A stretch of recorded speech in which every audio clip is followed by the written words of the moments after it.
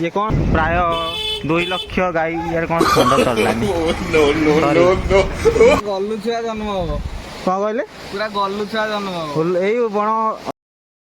नमस्कार जय श्रीराम भाई भौणी मैंने गोटे नुआ ब्लॉग को आपण मानक स्वागत करछि मु प्रशांत। सकाल सकाल उठिकी प्लानिंग है कुआडे गोटे बुली जावाई आउ समस्ते भी रेडी हो जाइछन्ती। आमे जस्ट एबे बाहर जीव अशोक झर।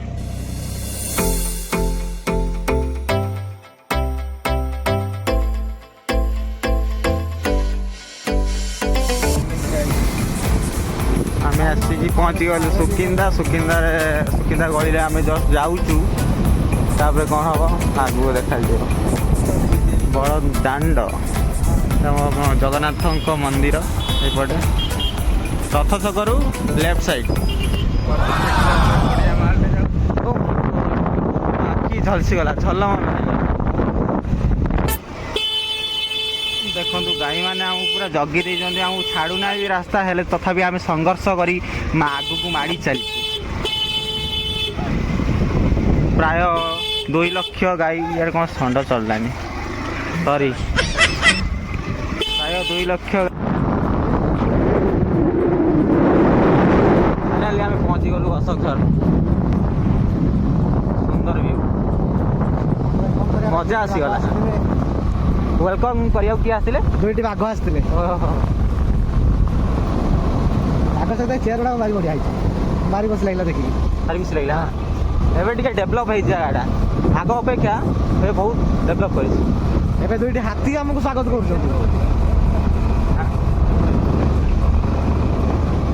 2टी हाथी आमको ए स्वागत कले आम देखिए आगू आमको किए स्वागत कर कहीं ना बाला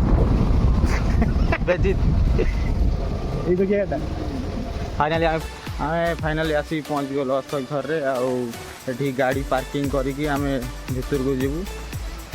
देखु ये आम गाड़ी पार्किंग कराई आम गाड़ी अच्छी आउ क्या गाड़ी नहीं कौन कहले आम गाड़ी ही अच्छी आउ क्या गाड़ी नहीं ये चोर फोर अच्छा नुआ जी चोर चोर ना तो नंबर 1 चोर आउ किए चोर आमको किए धर ठीक अच्छे आगू को जीवा देखा आदि सब कौन कौन अच्छी अशोक झर आसिया 265 आमर एटा 265 थर आम अशोक झर आसिलु जेहेतु आम घर पाखे आम सबुदिन आस आम घर पाखे ना जो मन हम से आम तो देखीचु हेले आपण मैंने समस्ते देखी नथिले तो से आम आसीचु आपण मानकु सुंदर नेचर देखापी आपण भी देखिकी एंजॉय करन।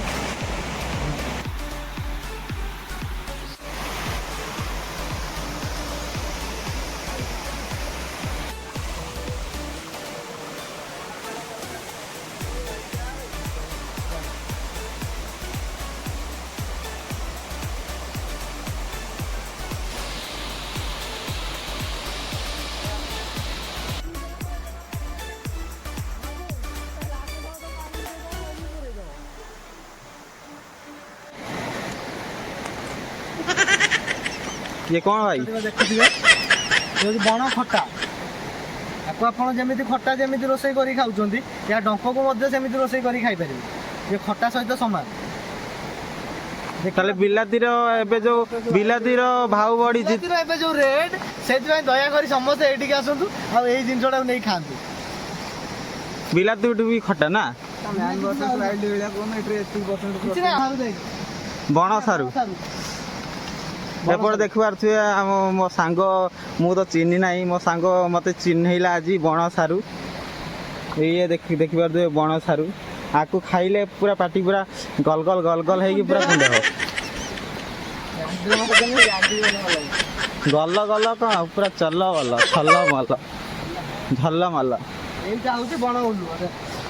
ओ गोटे नुआ जिनस दर्शक बंधु मुझे देखिली बण ओलुओ ମୁଁ ଶୁଣିଥିଲି ଓଲୁଅ ଖାଇକି ଛୁଆ ଜନ୍ମ କରନ୍ତି ତାହେଲେ ଏଇ ଓଲୁଅ ଖାଇକି ଜନ୍ମ କରନ୍ତି ଗଲୁ ଛୁଆ ଜନ୍ମ ହବ କଣ କହିଲେ ପୁରା ଗଲୁ ଛୁଆ ଜନ୍ମ ହବ ଏଇ ବଣ ଓଲୁଅ ଖାଇଲେ ଗଲୁ ଛୁଆ ଜନ୍ମ ହବ ଓହୋ ସେଥିପାଇଁ ଯୋଉ ଛୁଆର ବେଶୀ ଚଗଲା ହୁଅନ୍ତି ସେଇଥିପାଇଁ ପୁରା ଗଲୁଥିଲା। ସନ୍ଧ୍ୟା ବି ହେଇ ଆସିଲାନି ଆଉ ଆମେ ବି ଆଉ ଉପରକୁ ଯାଇପାରିବୁନୁ କାରଣ ସନ୍ଧ୍ୟା ହେଇଯାଉଛି। ଆଉ ଉପରେ ବାଘ ଭାଲୁ ହାତୀ ବି ଅଛନ୍ତି। ତ ଆମେ ଏଇଠୁ ହିଁ ରିଟର୍ଣ୍ଣ କରିଯାଉଛୁ। ମନ ଦୁଃଖ ତ ଲାଗୁଛି କାହିଁକିନା ଏତେ ବାଟ ଆସିକି ଆମ ମାନେ ରାଇଟ୍ ପଏଣ୍ଟ ପାଖକୁ ଆମେ ପହଞ୍ଚି ପାରିଲେନି। ତ ଆମେ ଏଇଠୁ ହିଁ ରିଟର୍ଣ୍ଣ କରିଯାଉଛୁ। ନେକ୍ସଟ ଟାଇମ୍ ଆମେ ଆସିଲାଠୁ ଆପଣମାନଙ୍କୁ ଦେଖେଇବୁ। ଉପରେ ବି ଆମର ଅଛନ୍ତି ଶିବ ପାର୍ବତୀଙ୍କ ମନ୍ଦିର ଆପଣଙ୍କୁ ଦେଖେଇବୁ ଆଉ। ତ ଯଦି ଭିଡ଼ିଓଟି ଭଲ ଲାଗି ତାହେଲେ ଲାଇକ୍ କରନ୍ତୁ, ସବସ୍କ୍ରାଇବ୍ କରନ୍ତୁ ଆଉ ସେୟାର କରନ୍ତୁ। ଆଉ ଏମିତି ଭିଡ଼ିଓ ଦେଖିବାକୁ ଆମକୁ କମେଣ୍ଟ କରନ୍ତୁ, ଆମକୁ ଟିକେ ଭଲ ଲାଗିବ କମେଣ୍ଟ ଦେଲାଠୁ। ଆଉ କିଛି ଠିକ୍ ଅଛି, ତାହେଲେ ଆମେ ଏବେ ବାହାରିଲୁ ଆଉ ଘରକୁ।